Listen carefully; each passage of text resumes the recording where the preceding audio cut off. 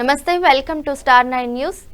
నీలం మధు తన కుటుంబానికి ఇస్నాపూర్ మున్సిపల్ చైర్మన్ పదవి దక్కలేదని అక్కసుతోనే మెదక్ ఎంపీ రఘునందన్ రావు, ఎమ్మెల్యే గూడెం మహిపాల్ రెడ్డి దిష్టిబొమ్మలు దహనం చేసి చౌకబారు రాజకీయాలు చేస్తున్నారని బీసీ సంక్షేమ సంఘం ఉమ్మడి మెదక్ జిల్లా అధ్యక్షుడు కరికే సత్యనారాయణ విమర్శించారు. ఎంపీగా ఎమ్మెల్యేగా పోటీ చేశారని, అన్ని తన కుటుంబానికే దక్కాలని నీలం మధు నీచ రాజకీయాలు చేస్తున్నారని ఆయన మండిపడ్డారు. తాను మెదక్ ఎంపీగా పోటీ చేసినప్పుడు ఒక బీసీ బిడ్డ ఎంపీగా పోటీ చేస్తున్నాడని, సంతోషంతో అనేక బీసీ కుల సంఘాలు మద్దతు తెలిపాయని, అది మరిచి ఇప్పుడు ఇస్నాపూర్ మున్సిపల్ చైర్మన్ గా బీసీ బిడ్డ అయిన మోటే సుమలత అవుతుంటే మద్దతు తెలపాల్సింది పోయి రాజకీయాలు చేయడం తన స్థాయికి తగ్గదని, నీలం మధుని చిన్న వయసు అని, మంచి భవిష్యత్తు ఉందని, బీసీ బిడ్డ అయిన మోటే సుమలతకు మద్దతు తెలిపి ఉంటే ప్రజలు హర్షించేవారని, ప్రజలు అన్ని గమనిస్తున్నారని, నీలం మధు తన స్థాయిని మరిచి ఇలాంటి నీచ రాజకీయాలు చేస్తే ప్రజలు రాజకీయంగా సమాధి కడతారని కరికే సత్యనారాయణ తెలిపారు. ఈరోజు మన ఇస్నాపూర్ మున్సిపాలిటీకి సంబంధించిన ఇష్యూ గురించి గత 2-3 రోజుల నుండి మరి అక్కడ జరుగుతున్నటువంటి పరిణామాలు, ఏదైతే ఒక బీసీ బిడ్డకు మున్సిపల్ చైర్మన్ పదవి ఇస్తుంటే ఓన్లీ ఒక కుటుంబం అంటేనంటే మరి మీకు అందరికీ కూడా తెలుసు, నీలం మధు గారు వారు సర్పంచ్ వాళ్ళకే కావాలి, ఎంపీటీసీ వాళ్ళకే కావాలి, వార్డు మెంబర్ వాళ్ళకే కావాలి, చైర్మన్ వాళ్ళకే కావాలి, ఎమ్మెల్యే వారికే కావాలి, ఎంపీ కూడా వారికే కావాలి. ఇది ఎక్కడ న్యాయం అండి?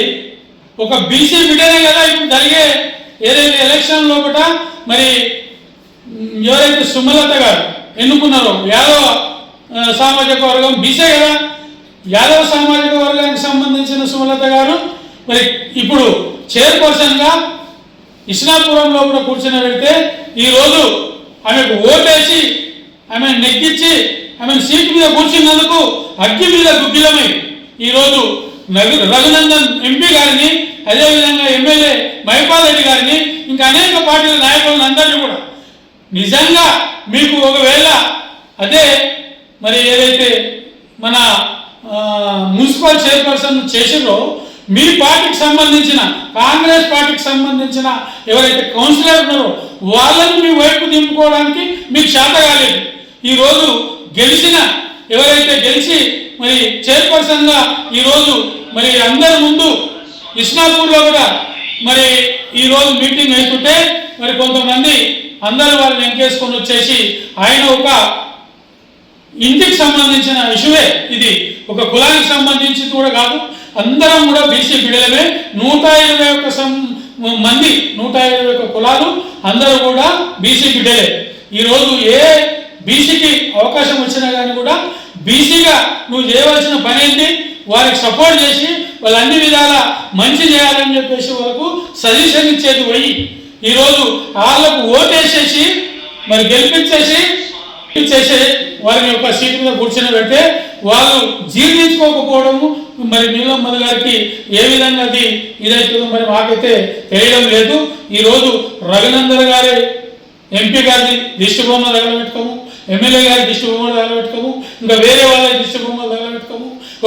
నేను చెప్పిందే వేదం, నేను చెప్పిందే కరెక్ట్, నేను చెప్పినదే చైర్పర్సన్ కావాలి అనేది అది నీ విజ్ఞతకే వదిలేస్తాం.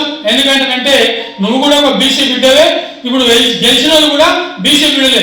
ఈరోజు బీసీలందరూ కూడా బడుగు బలహీన వర్గాల అందరినీ, ఇప్పుడు మైనారిటీ కావచ్చు, ఎస్సీ ఎస్టీ కావచ్చు, అదేవిధంగా మరి అనేక జాతులు ఉన్నటువంటి బీసీ బిడ్డలు కావచ్చు, ఈరోజు రాజకీయంగా మరి ఆనాడు నందమూరి తారక రామారావు గారు మరి ఏ కంకణం కట్టుకొని ఇందిరాగాంధీతో కొట్లాడేసి వచ్చి 9 నెలల్లో పడినే తెలుగుదేశం పార్టీని స్థాపించి అనేక సంస్కరణలు తీసుకొచ్చి ఈరోజు బీసీలందరినీ కూడా, ఎస్సీలందరినీ కూడా, ఎస్టీలందరినీ కూడా, మహిళలందరినీ కూడా ఈరోజు చైతన్యపరిచి రాజకీయంగా ఎదుగుదలకు కష్టపడినటువంటి మరి నాయకుడు ఈరోజు మా అందరి మధ్య లేకున్నా కానీ కూడా ఆయన చేసినటువంటి కార్యక్రమాలు మా అందరి మధ్య ఉన్నాయి.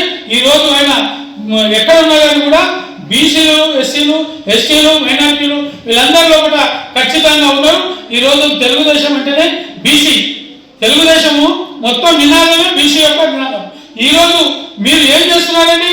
42% ముఖ్యమంత్రి గారు బీసీల రిజర్వేషన్ ప్రకటిస్తే దాంట్లో మీలాంటి వాళ్ళు కొంతమంది కోర్టుకు పోయి ఈరోజు మరి కోర్టుల కేసు వేయడం వల్ల 42% బీసీని ఆపేయడం జరిగింది. ఇలాంటి ఇప్పుడు జాతీయ నాయకులు ఆర్ కృష్ణయ్య గారు, అదేవిధంగా బీసీ నాయకులు అందరూ కూడా బీసీలకు, ఎస్సీలకు, ఎస్టీలకు, అదేవిధంగా మైనార్టీలకు, ఈరోజు బడుగు బలైన వర్గాలకు అందరికీ కూడా ఖచ్చితంగా న్యాయం జరగాలి. వాళ్ళందరికీ కూడా రాజకీయ ఫలితాలు దక్కాలి. వీళ్ళందరూ కూడా మరి రాజకీయంగా ఎదగాలనే ఉద్దేశంతో ప్రతి ఒక్కరు కూడా ప్రతి మీటింగ్లో కూడా మాట్లాడేసి ఈరోజు మరి ఆర్ కృష్ణయ్య ప్రతి ఒక్క సందర్భంలో కూడా మరి ఎస్సీల నాయకులను కానీ, ఎస్టీల నాయకులను కానీ, మరి అదేవిధంగా మైనార్టీ నాయకులను కానీ వీళ్ళందరూ కూడా కూర్చుని పెట్టుకొని అన్ని కుల సంఘాలు, అదేవిధంగా ఈరోజు 123 కుల సంఘాలు బీసీలకు సంబంధించి మైనార్టీలు, అదేవిధంగా ఎస్సీలు, ఎస్టీలు అందరినీ కూడా ఒక దగ్గర ఒక దాటిపై తీసుకొచ్చి సుందరయ్య విజ్ఞాన భవన్లో కూడా రీసెంట్గా మీటింగ్ పెట్టి మన వాళ్ళందరూ కూడా వెనుకబడి ఉన్నాం, మనం అందరం కూడా ఐక్యంగా ఉండాలి, మనం అందరం కూడా రాజకీయంగా ఎదగాలంటే ఖచ్చితంగా మనం ఒకరికొకరు కోఆపరేషన్ చేసుకొని ముందుకు సాగాలి.